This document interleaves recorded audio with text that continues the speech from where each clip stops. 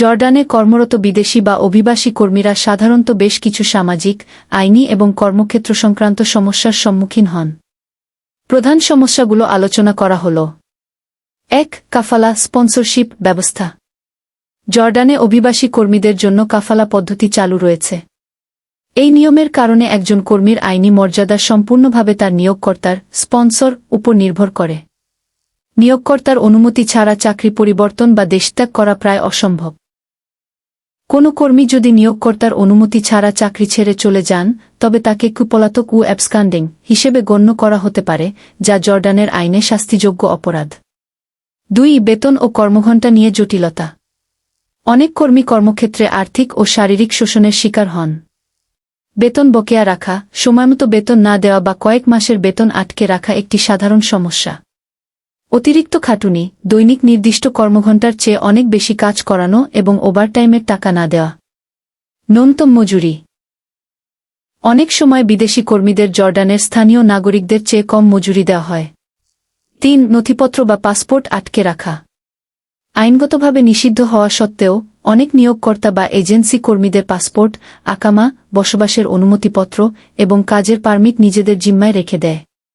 এর ফলে কর্মীরা স্বাধীনভাবে চলাফেরা করতে পারেন না এবং আইনি সহায়তার জন্য কোথাও যেতে ভয় পান। ৪. আকামা ও ওয়ার্ক পারমিট নবায়ন না করা। অনেক সময় নিয়োগকর্তারা সময়মতো কর্মীর কাজের পারমিট বা আকামা নবায়ন করেন না।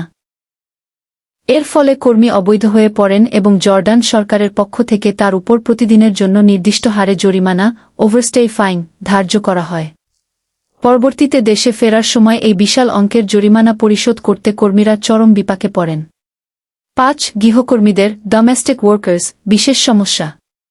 বাসাবাড়িতে কর্মরত নারী কর্মীরা সবচেয়ে বেশি ঝুঁকিপূর্ণ পরিস্থিতিতে থাকেন।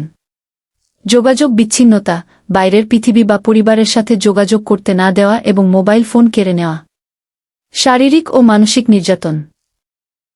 বন্ধ ঘরের ভেতর অনেক সময় কর্মীরা মালিক বা তাদের পরিবারের সদস্যদের দ্বারা শারীরিক ও মানসিক নির্যাতনের শিকার হন। খাবার ও বাসস্থানের অভাব, পর্যাপ্ত খাবার ও বিশ্রামের অভাব এবং অস্বাস্থ্যকর পরিবেশে রাখা। ৬. ভাষা ও সাংস্কৃতিক প্রতিবন্ধকতা। আরবি ভাষা না জানার কারণে কর্মীরা তাদের চুক্তিপত্র বা আইনি অধিকার সম্পর্কে পুরোপুরি বুঝতে পারেন না। কোনো সমস্যায় পড়লে স্থানীয় পুলিশ বা প্রশাসনের কাছে গিয়ে নিজেদের অভিযোগ সঠিকভাবে তুলে ধরাও তাদের জন্য কঠিন হয়ে পড়ে।